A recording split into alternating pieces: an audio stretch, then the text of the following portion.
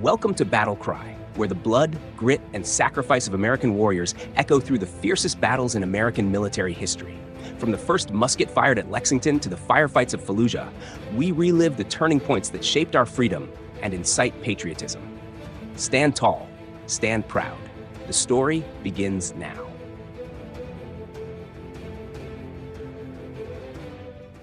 Okay, so let's dive into December 1776. If you were following the American Revolution back then, things looked, well, bleak. Yeah, bleak is, putting it mildly, truly dire. Right. I mean, our sources, the historical accounts, video transcripts we looked at, they paint this picture of an army just completely on its last legs. They really do. It all underscores just how close the Continental Army was to, well, collapsing after that string of really painful defeats, through the New York campaign. Long Island, Fort Washington. Fort Lee. The Army's numbers were horrifyingly low by December. Horrifying is right. Some of the accounts we saw put the number of men actually fit for duty at less than 2,000. Yeah, that's before some desperately needed reinforcements finally trickled in. Yeah, and fit for duty seems like a generous term reading those descriptions. It really does. The sources detail these chronic shortages of everything. Food, decent clothing, blankets, even basic medicine. Terrible. And disease like jaundice, dysentery, it was just ripping through the camps, probably killing more men than the British were at that specific moment. So you've got men freezing, starving, sick, and constantly retreating. Exactly. And then, the other hammer blow waiting to fall. The enlistments. Right. Most of them were set to expire on December 31st. It wasn't just a logistical headache. No, it was existential. Yeah. The army could literally just disappear, melt away. And the British knew it. Oh, they knew. Their confidence was sky high. Our sources indicate they basically thought the war was over. Done. Yeah, they'd settled into winter quarters, mostly around New York. Believe Washington was finished. They were just kind of waiting for the Delaware River to freeze solid. So they could just walk across and take Philadelphia, the capital. Precisely. Meanwhile, Congress had already packed up and retreated from Philadelphia down to Baltimore. And New Jersey. That state was so vital strategically, this crossroads between New York and Philly. And it was largely under British and Hessian control by then. The sources talk about how it was being ravaged by foraging soldiers, pushing the people there, this really diverse population, to pick sides. It felt like a civil war within the revolution. It really was the low point. It was the absolute low point, no question. So our mission for this deep dive then, using this stack of sources you've pulled together, is to really understand this pivotal moment. How on earth did they pull themselves back from the brink? What details from these accounts can illuminate the planning, the execution, and the fallout of those crucial 10 days? That's the goal. We're going to unpack that desperation, zoom in on Washington's seemingly impossible plan, really examine the treacherous details of that crossing. Yes, don't see its own. Look closely at what actually happened at Trenton and then Princeton, and understand the impact, both immediate and, long-term. And maybe touch on how it's remembered, especially through that incredibly famous painting. Okay, let's jump right back into just how stark that reality was in late 76, those losses you mentioned. Yeah, Brooklyn, White Plains, the disaster at Fort Washington, Fort Lee. They weren't just names on a map. They represented this devastating loss of men, equipment, and maybe worst of all, morale. The numbers we saw in the sources are just jarring. To go from maybe 20,000 effectives earlier in the year down to, like you said, under 2,000 fit men in December. Yeah. Before those reinforcements, it's barely an army. It's a shadow.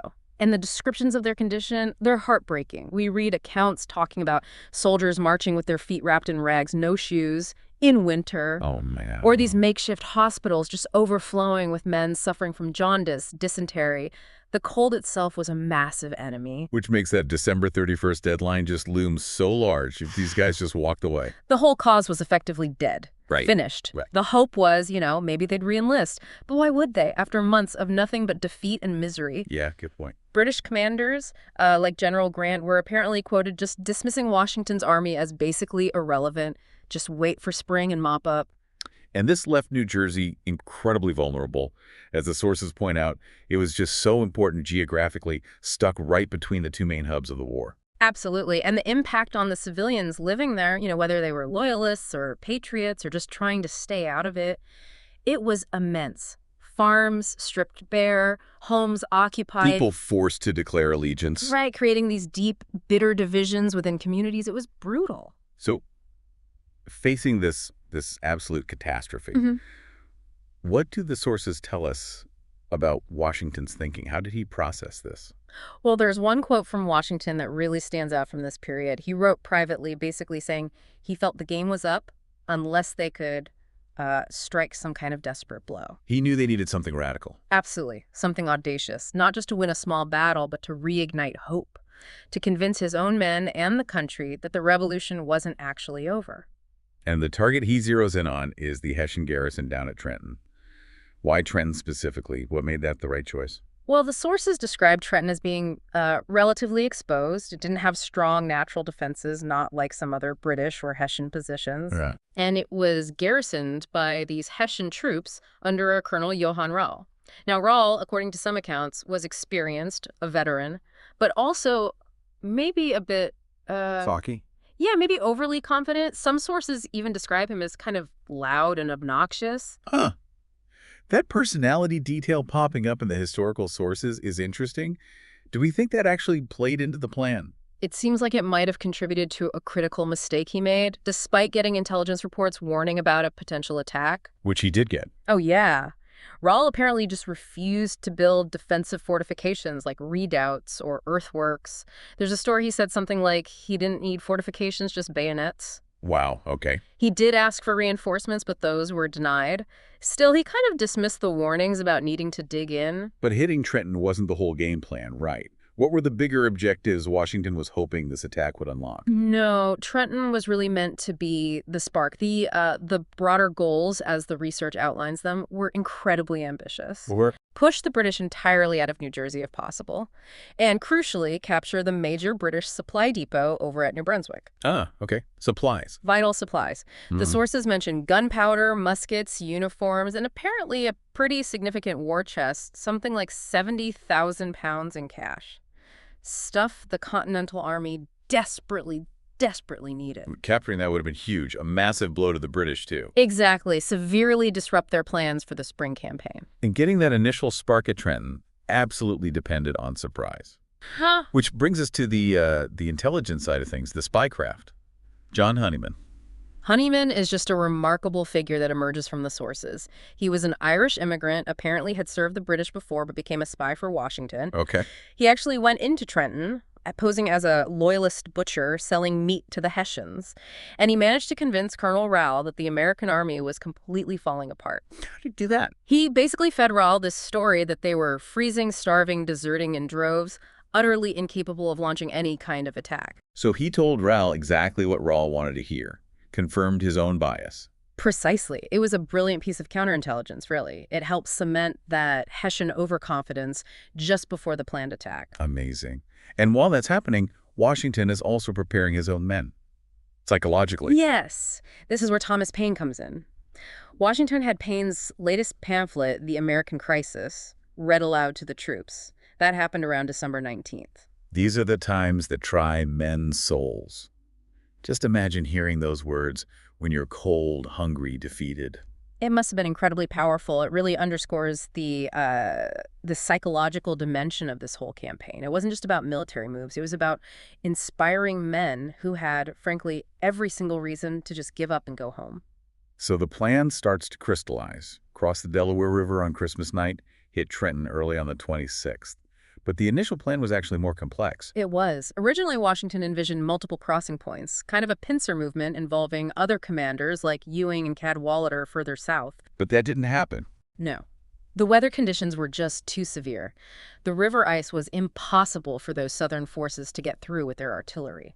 So the main effort fell entirely on Washington's force, about 2,400 men, crossing upriver at McConkey's Ferry northwest of Trenton. Just crossing a river on Christmas night in the dark is tough enough. But the conditions described in the account sound absolutely horrendous. Horrific is the word. Christmas Day brought this massive nor'easter, rain turning to sleet, then snow, high winds. Wow. And the river. Luckily for Washington, it wasn't frozen solid like the British were hoping, but it was choked with these huge chunks of floating ice, jagged, broken ice floes. So trying to get men, horses, and heavy cannons across that in the dark. It was an unbelievable logistical nightmare, just immense. And this required some very specific skills. The sources really highlight Colonel Henry Knox, the artillery chief, overseeing the complex operation. Yes, Knox was crucial for the artillery. But particular credit, again and again, goes to Colonel John Glover and his regiment. Glovers, Marbleheaders, yeah. These guys were fishermen, sailors from Marblehead, Massachusetts. They knew boats, they knew water, they knew ice. They were the specialists. What kind of boats did they use? They used these things called Durham boats. Big, heavy, flat-bottom boats that were normally used for hauling iron ore or freight down the Delaware. Not exactly nimble, but sturdy. And Glover himself. He sounds like quite a character from the descriptions. He does. Some accounts paint him as maybe a bit rough around the edges. One source called him a sour, foul-mouthed barbarian or something like that. Apparently he clashed with people. But he got the job done. Absolutely indispensable. He'd saved the army before, managing the evacuation from Long Island. His men were probably the only ones in the entire army who could have handled that crossing that night. And even with their skill, it sounds like it was incredibly difficult. Oh, yeah. The weather, the ice, it caused huge delays. The crossing took way, way longer than Washington had planned. They were supposed to be across by midnight, ready to march. But they weren't. No, they didn't get the last men and guns across until maybe 3 or 4 a.m., which meant the 9-mile march to Trenton would happen much later, pushing their arrival closer to dawn. Which increases the risk massively. You lose the element of complete surprise in the dark. Exactly. The risk goes way up. The stakes were just unbelievably high. You see it in the password chosen for the mission. Victory or death. Tells you everything, doesn't it? There was no fallback. This had to work. So, okay, despite all the delays, the brutal cold, the exhaustion, they finally get across. And they start that march towards Trenton. 2 columns pushing through the snow. Yeah, one column led by General Greene, the other by General Sullivan. Accounts describe just how terrible that march was. Driving sleet and snow, freezing temperatures, men leaving bloody footprints because their shoes or rags had fallen apart. Unbelievable endurance. But they were driven, by desperation, by Washington's presence, by that password. This was it. And somehow they still managed to achieve tactical surprise when they hit Trenton on the morning of December 26th. Largely, yes. They ran into Hessian picket posts on the outskirts around 8 a.m., so there was some warning fire. Okay. But the main garrison in the town itself, they were caught almost completely off guard. There's that old myth, that the Hessians were all drunk or hungover from Christmas. Right, you hear that a lot. But the sources, the serious historical accounts, largely debunk that. Wow. They were likely exhausted, yes. They'd been on high alert because of skirmishes and those earlier warnings. But they probably weren't incapacitated by drink. They just weren't expecting an attack that morning after the holiday in that weather. And Rall himself might have been slow to react initially. And the battle itself, once it started? Very quick, relatively speaking. A sharp, decisive fight right through the streets of Trenton. It lasted maybe an hour, hour and a half tops. That fast? Yeah. The Hessians, remember, had no prepared defenses. They were surprised, disorganized. The Americans pushed in from 2 directions with artillery support. The Hessians were quickly overwhelmed. And the outcome was? Yeah. Well, just transformative. Completely. A stunning, stunning American victory. The numbers vary slightly in sources, but roughly 900 Hessians were captured. Another 100 or so killed or wounded. And American casualties? Incredibly low. Sources usually report maybe 2 soldiers killed in action and perhaps 2 to 3 more freezing to death during the march or crossing. That's it. A handful of wounded. Amazing. And Colonel Rall? He was mortally wounded trying to rally his men in the street. He actually surrendered himself and his garrison to Washington shortly before he died later that day. Wow. A complete reversal of fortune in basically an hour of fighting. But the job wasn't done. They had prisoners, supplies. Right, and they were still on the wrong side of the river, essentially. The exhausted American troops had to somehow guard nearly 1,000 prisoners, secure captured supplies, and then make that brutal return crossing back to Pennsylvania. Battling the ice and the weather all over again. Exactly. Some accounts mention soldiers actually falling into the icy river during the return trip. Just miserable. So what was the immediate impact once they got back to the Pennsylvania side with their prisoners? The effect on morale was electric, instantaneous, just dramatic. This victory, after months and months of nothing but defeat and retreat, was proof. Proof that they could beat the British regulars and their Hessian auxiliaries. And critically, it hit right before that December 31st enlistment cliff edge. Directly addressed it. This victory gave Washington something tangible to offer, hope. And he made a direct appeal, didn't he? The sources describe that moment. He did. A really famous moment. He apparently had the regiments whose enlistments were up assemble. He praised their service, appealed to their patriotism, told them their country needed them, and then offered a $10 bounty hard cash, secured with difficulty from Congress via Robert Morris, for just 6 more weeks of service. $10 was a lot then. A significant amount. And according to the accounts, there was this silence. Then, slowly, men started stepping forward, one by one, agreeing to stay. That must have been just an incredibly powerful, moving scene. The army literally saved from dissolving right there. For a little while longer, yes. It was everything at that moment. It gave Washington a viable fighting force to continue the campaign into the new year. Okay, so Trenton is a huge boost. What was the British reaction? They couldn't ignore this. Oh, no. They reacted swiftly. General Cornwallis, who was actually, believe it or not, packed and ready to sail back to England because he thought the war was basically won. Really? Yeah. Yeah. He was ordered to cancel his trip, assemble a large force, the sources say about 5,500 men, and go deal with Washington, trap him and crush him at Trenton. So Cornwallis marches down thinking he's got Washington cornered against the Delaware River again. Exactly. Cornwallis advanced on January 2nd. Washington, who had crossed back into Trenton with his newly expended army, fought a series of delaying actions, particularly holding Cornwallis up at the bridge over the Assunpink Creek, just south of Trenton, made it look like the Americans were dug in, ready for a big battle the next day. Cornwallis felt confident he had him trapped for the night. Yep. Famously said something like, "We've got the old fox safe now.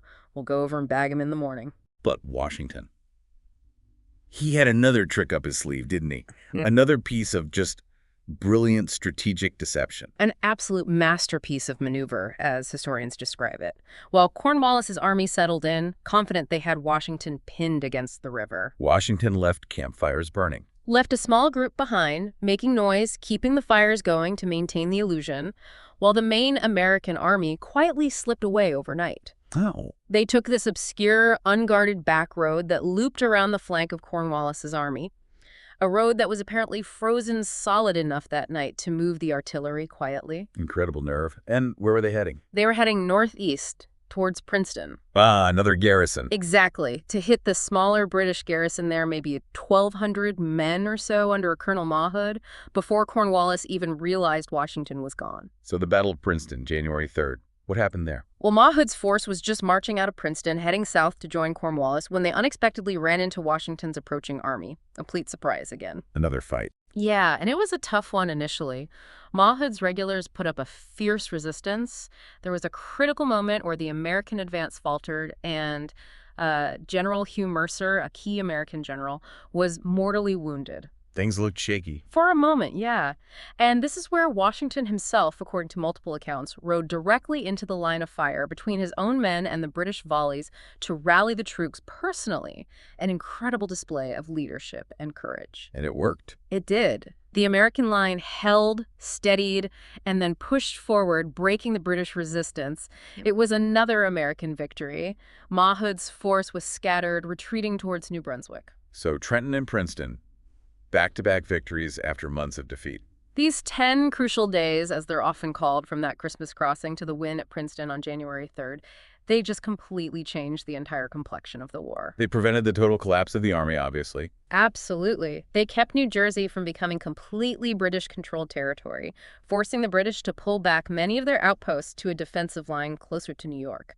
And the morale boost must have been off the charts, not just for the army, but for the whole patriot cause. Huge. It revitalized the revolution when it was truly on the verge of extinction. It forced the British to completely rethink their strategy. New Jersey really did become the crossroads where the fate of the revolution turned in those 10 days. Now, when most people today think about these events, there's really one image that leaps to mind, isn't there? Has to be. Emanuel Lutz's painting, Washington Crossing the Delaware. It's just so iconic. Probably the single most famous image associated with the entire revolution. Undeniably. But it's really important to remember, as our sources point out, that Lutz painted it much, much later, about 75 years after the event, between 1849 and 1851. That timing is significant, isn't it? What was going on when he actually created it? Well, Lotze was a German-American artist. He actually painted the first version, the main version, while he was back in Germany. He was partly inspired, apparently, by the European revolutions that had just happened in 1848. He hoped that depicting this American struggle for liberty and, national self-determination might serve as an inspiration for reformers back in Europe. And then when the painting came to America in 1851, it landed in a very specific context here, too. It really did. America was becoming increasingly dangerously divided over the issue of slavery. Sectional tensions were incredibly high. So the painting's message? Its message of unity, of purpose, embodied by these diverse figures all struggling together in this boat against the storm. It just struck a massive chord with the American public. It showed people from different backgrounds, different regions, facing down hardship together for a common cause. That message of unity and diversity. Exactly. But while it's incredibly powerful emotionally and symbolically, it is, as many sources detail, full of historical inaccuracies. Let's tick off a few. The flag. The Stars and Stripes flag shone so prominently. That design wasn't officially adopted until 1777, well after the crossing in December 76. The boats. The boats look more like high-sided troop transports you might see on, say, the Rhine River in Germany, not the low-sided, flat-bottomed Durham boats that were actually used. The ice. The ice also looks more like the sharp, craggy ice you'd find on the Rhine, which Lutzy studied. The Delaware tends to have flatter, sheet-like ice flows when it freezes. And Washington himself? Well, Washington was in his mid-40s then, but Lutzy paints him looking significantly older. And most famously, he definitely would not have been standing up like that, striking a heroic pose in a crowded boat navigating treacherous ice. Yeah, probably would have tipped everyone into the freezing water. Pretty much instantly. It's pure artistic license for dramatic effect. So it's not a photograph. It's not aiming for strict historical documentary accuracy. Not at all. Lutzy's was creating a grand historical painting, aiming for powerful symbolism, for drama, for conveying the spirit and significance of the event as he saw it. And one key part of that symbolism, as you mentioned, was the diversity in the boat. Yes, the sources highlight this. Lutzy deliberately included figures meant to represent different types of Americans involved: farmers, frontiersmen, soldiers from various regions, and very pointedly, an African-American man pulling an oar near the front. Why was that inclusion significant? Lutzy himself was an abolitionist. Including that figure was a conscious statement, acknowledging the contributions of African Americans to the fight for independence, something often overlooked. It was about highlighting that diverse coalition striving for freedom. It's just such a fascinating intersection of, art, history, memory, and even contemporary politics at the time it was painted. It really is. And the event itself and the painting, they continue to be commemorated today. Yeah. You have the Washington Crossing Historic Park spanning both Pennsylvania and New Jersey. Right. They do reenactments there every year. Exactly. Museums, educational programs, all keeping that story alive for new generations. So looking back at those 10 days, from the absolutely desperate freezing crossing to the surprising victories at Trenton and Princeton, it's just incredible to reflect on how the entire fate of the revolution seemed to hinge on those specific moments. It really is a story of, incredible leadership under pressure, strategic boldness against the odds, and just immense human resilience and endurance. It wasn't just a military turnaround. It was a profound psychological victory that restored faith when faith was almost gone. And it all came from that moment when, by pretty much all rational accounts, the game really should have been over. The sources make that abundantly clear. Yeah. So as we wrap up this deep dive, maybe here's something for you, the listener, to think about. When we encounter history, especially through these incredibly powerful images like Lutzy's painting, where does the real value lie? Is it solely in checking every single historical detail for perfect accuracy? Or is there also immense value in understanding how those events and the powerful stories we tell about them capture something essential about courage, about unity, about perseverance, themes that continue to resonate with us today, even if the artistic license bends the literal facts? That's a great question, something definitely worth pondering. You have been listening to Battle Cry. Join us again next time.